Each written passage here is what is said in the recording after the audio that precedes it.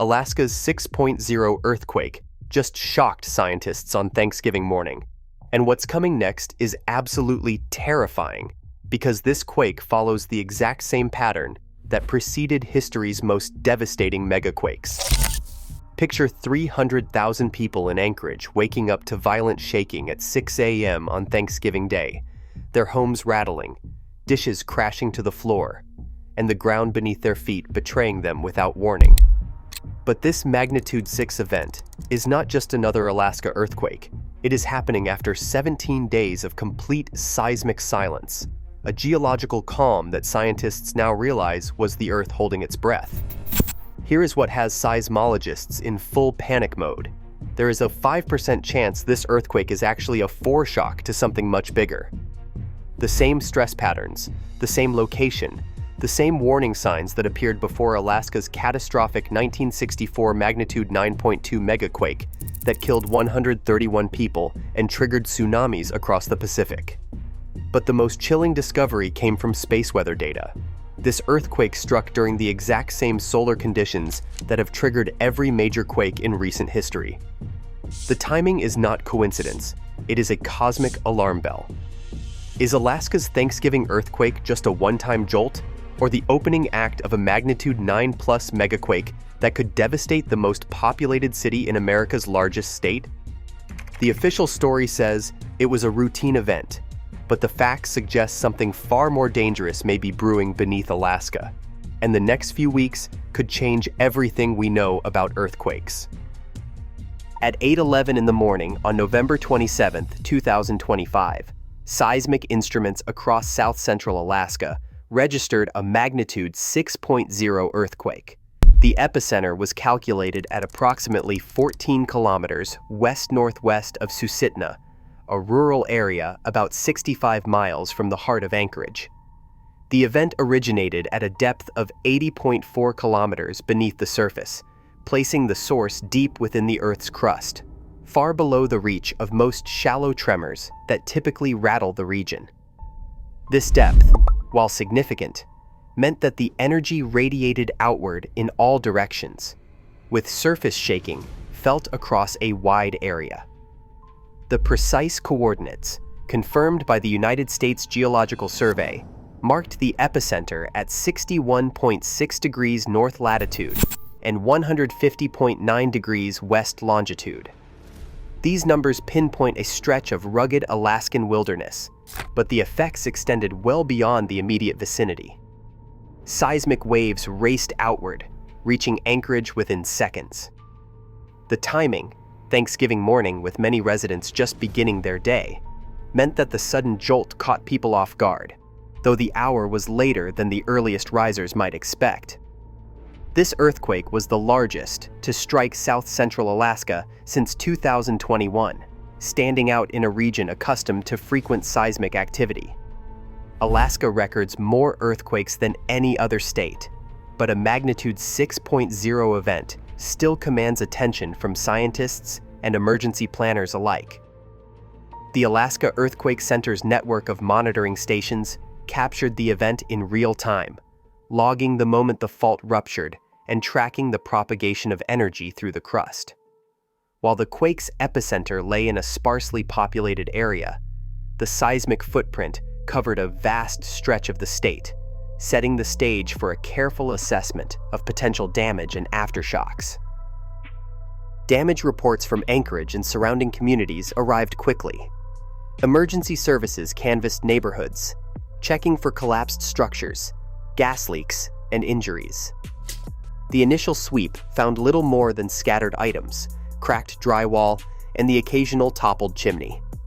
No building suffered major structural failure. Utility crews inspected power lines and water mains, but found only minor disruptions. Anchorage's hospitals remained fully operational, and schools, though shaken, reported no injuries among early staff arrivals. The Alaska Earthquake Center confirmed that a tsunami was not generated by the event. The depth of the quake, nearly 80 kilometers below the surface, meant the energy dissipated before it could displace ocean water or trigger dangerous landslides along the coastline. This quick assessment allowed the National Tsunami Warning Center to issue an all clear within the hour, reassuring coastal residents from Seward to Kodiak. Mike West, director of the Alaska Earthquake Center, described the event as a textbook example of a deep intraslab earthquake, powerful, but with most of its force absorbed before reaching the surface. He emphasized that while the shaking was widely felt, the depth and distance from the city center kept the impact minimal. West noted, "This is the kind of earthquake we expect in Alaska. It's a reminder of the region's seismic potential, but not a cause for alarm." Compared to the magnitude 7.1 Anchorage earthquake of 2018, the Thanksgiving quake was less intense and far less damaging. Still, it stands as the largest event in south-central Alaska since 2021, drawing renewed attention to the state's ever-present seismic risks. For now, the limited surface effects offer a measure of relief, but the event leaves scientists and residents alike watching for what might follow. Seismologists had been watching the region's instruments with growing curiosity long before the Thanksgiving earthquake struck. For 17 days, the usual background hum of minor earthquakes across south-central Alaska faded almost entirely. The seismic network, which typically records dozens of small tremors each week, reported an unusual quiet. This silence was not just a statistical anomaly. It was the longest period without a single magnitude 2.5 or greater event in recent memory. In a state where the ground rarely stays still, the absence of activity became its own warning sign. On November 24th, a magnitude 3 tremor finally broke the silence. It was small, centered nearly 30 miles southeast of where the main shock would later occur. Another minor quake, also magnitude 3, struck in the early hours of November 25th, this time northeast of the eventual epicenter. Both passed with little notice outside seismological circles, but to those monitoring the data, these events hinted at a possible buildup of stress deep within the crust. Dr. Eric Sandstrom, an independent seismologist based in Anchorage, described the pattern as the kind of sequence that makes you sit up and pay attention. Sandstrom said that when you see a long period of quiet followed by a cluster of small events, it often means the fault is loading energy. The question is whether that energy will be released gradually or all at once. The Thanksgiving earthquake arrived just 3 days after the last of these smaller tremors. The timing and location of the foreshocks, combined with the preceding silence, raised questions among experts about whether this sequence was typical for the region or a sign of something more unusual. While Alaska's faults are always active, the sudden break in activity followed by a rapid escalation left scientists re-examining their models and wondering if the Earth was giving a subtle warning before the main event.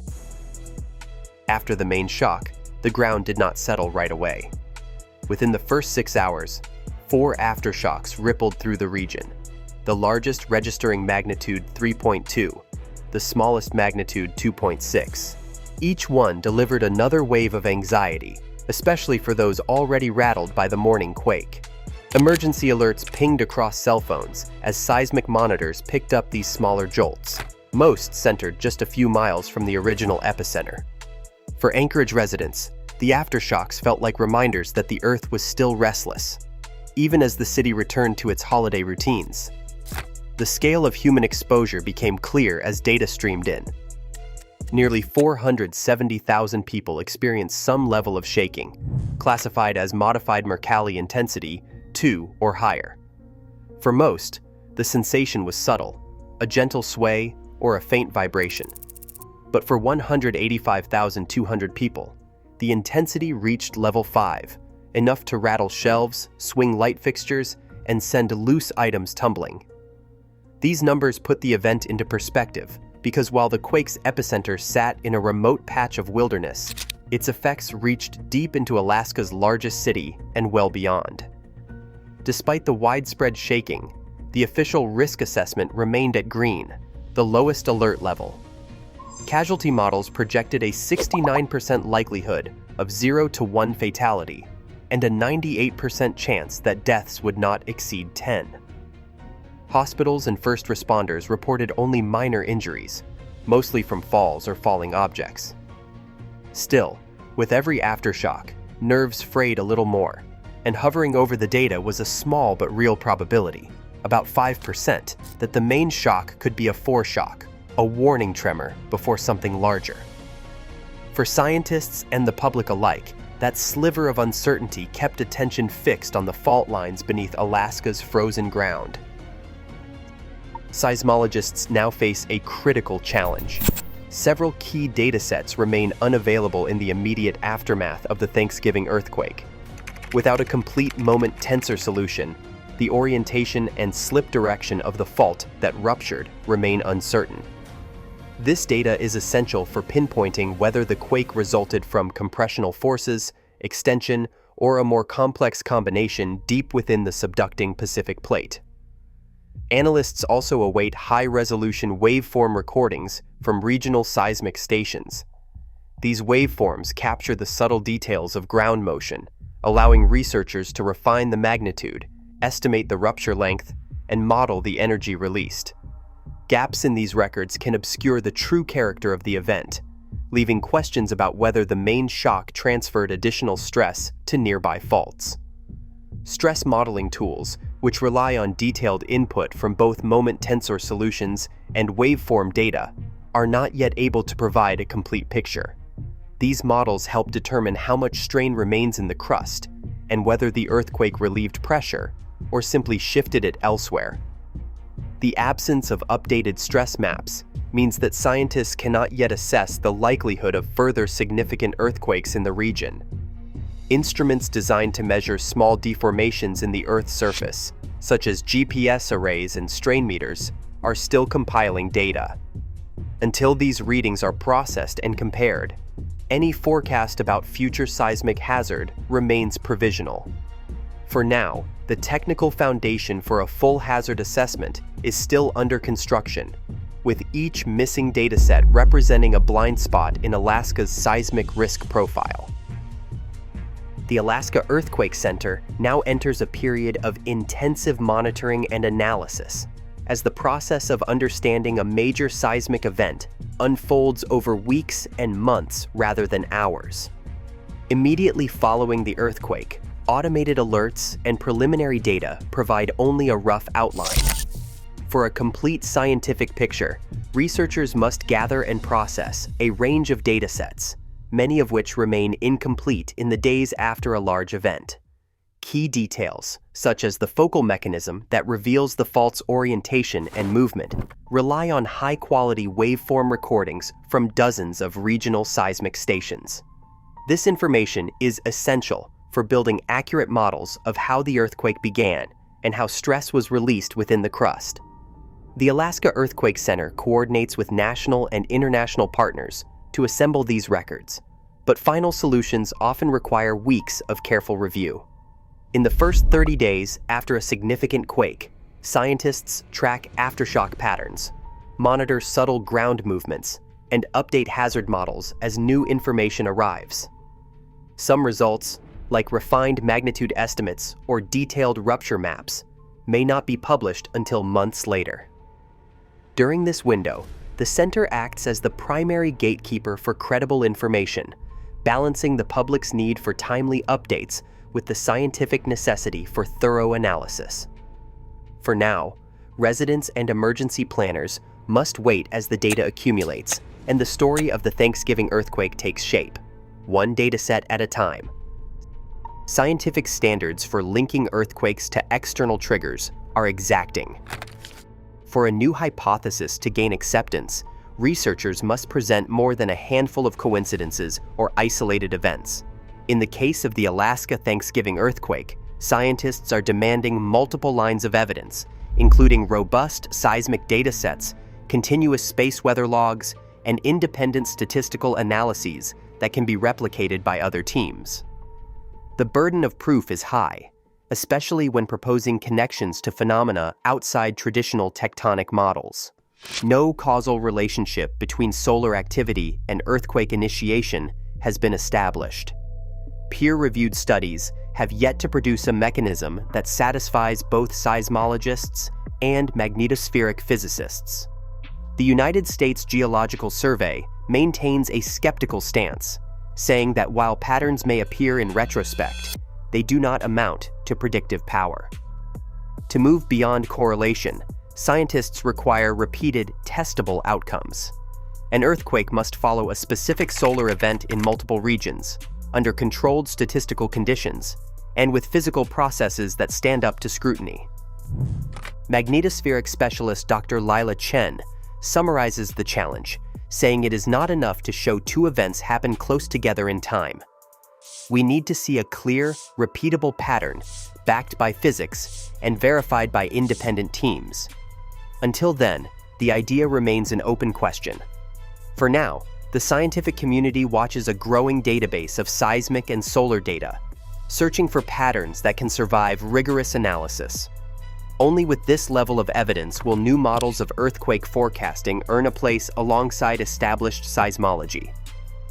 Scientists now turn their attention to a short list of critical indicators that could signal what comes next. The first is the behavior of aftershocks. Seismic swarms, clusters of small quakes in rapid succession, sometimes precede or follow major events. If a swarm develops near the Thanksgiving epicenter or along neighboring faults, it could reveal shifting stress patterns or even hint at an impending larger rupture. Analysts are also reviewing the timeline of seismic activity, comparing the current sequence to historical records for signs of unusual clustering or gaps. While Alaska's seismic network is adept at catching even the faintest tremors, the absence of typical aftershock decay rates or the sudden appearance of new microquakes would prompt immediate scrutiny. Another watch point is the coupling threshold along the fault system. This technical measure describes how tightly the tectonic plates are locked together. High coupling means stress is accumulating, while low coupling suggests recent energy release. Researchers use GPS arrays and satellite radar to monitor minute changes in ground movement, searching for patterns that might indicate increasing strain. If these instruments detect accelerating deformation, it could raise alarms about the potential for a larger event. In parallel, international teams are combing through swarm satellite magnetometer data for anomalies, subtle disturbances in Earth's magnetic field that, in some models, might precede seismic activity. Although no causal link is proven, any deviation from baseline readings draws close attention in the days following a significant quake. The panel of experts scheduled to review the complete data set will meet within a week, aiming to synthesize findings from seismic, geodetic, and space-based observations. Until then, every new data point becomes part of a high-stakes watch list, guiding both scientific inquiry and public preparedness. Right now, scientists are integrating space weather data with seismic models in hopes of predicting the unpredictable. Anchorage stands at the crossroads of human ingenuity and nature's raw power, where one overlooked signal could mean the difference between warning and disaster. As our understanding evolves, so does our responsibility. The next breakthrough or the next catastrophe could arrive without warning. What would you do if you knew it was coming? Etna's 100-foot fracture just matched the exact 7,200-year disaster pattern, and scientists are in full panic because what they are seeing means history's most catastrophic volcanic collapse is about to repeat itself. Etna's southeastern flank just ripped open with a 100-foot fracture at the very spot where a collapse 7,200 years ago unleashed a tsunami that erased whole coastlines. Scientists are panicking because every signal matches that prehistoric disaster. The same accelerating ground slip, the same underground pressure spike, the same warning signs. The official response was swift, but what if it is already too late? Here is what really started the panic. At 7:34 in the morning, a drone swept over Etna's upper southeast flank, its camera capturing a raw, jagged scar running across the mountain's skin at 10,000 feet.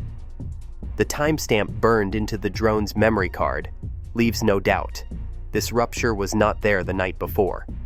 The The morning sun throws the fracture's depth into sharp relief, 30 meters long, wide enough in places to swallow a car, the edges steep and freshly torn. GPS coordinates pin the location directly above the mountain's most notorious sliding zone, the very seam that hazard maps have circled in red for decades. From above, the scale is unmistakable. The fracture slices through hardened lava flows and loose volcanic ash, its path almost ruler straight. At its widest, the gap stretches more than 7 meters, while the offset between the two sides measures in visible steps, centimeters here, a meter there, the ground itself wrenched apart. The surrounding terrain, usually marked by slow creeping movement, now shows a sudden and violent rearrangement. No old weathering, no moss or dust, only sharp rock and exposed earth. Every detail points to a fresh, still unfolding event. As the drone circles, automated mapping software overlays a digital grid onto the break, confirming what the naked eye already suspects. This is not the kind of fissure left behind by a routine eruption or a shallow quake. The fracture's geometry matches the ancient slip planes mapped by geologists, the same lines traced in the prehistoric collapse that sent Etna's flank crashing into the sea. Field sensors just meters away register abrupt changes, ground tilt, pressure, microquakes, all converging on this singular scar. Dr. Carmelo Ferlito's voice recorded on site cuts through the technical chatter. He says, "It is not just another surface scar. This is the nightmare scenario, the one every simulation warned about." The drone banks away, its footage already flagged for emergency review. The evidence is undeniable. Etna has ripped open along its most dangerous fault, and the world has just witnessed the first clear sign of a disaster script that history wrote thousands of years ago. Access to Etna's upper slopes was closed within the hour. At 8,000 feet, uniformed rangers and INGV technicians established a hard perimeter, halting all ascent and rerouting local guides and maintenance crews to lower shelters. Emergency signage flashed in 3 languages at trailheads and cable car stations. The air above the fracture zone was cleared of civilian drones, making way for a rapid deployment of high-resolution LiDAR overflights ordered from the Catania Operations Center. The first helicopter-mounted laser scanner passed over the mountain's southeast face before noon, collecting billions of data points to capture the fracture's geometry down to the centimeter. Field teams in full protective gear, equipped with gas detectors and portable GPS, moved in behind the exclusion line to install new crack meters and tilt sensors directly across the rupture. Their task was to deliver real-time measurements of any widening, shifting, or subsidence, measurements that would feed instantly to the monitoring center below. The LiDAR flights swept the scar from multiple angles, mapping not just the main fissure, but every secondary crack radiating from the fault.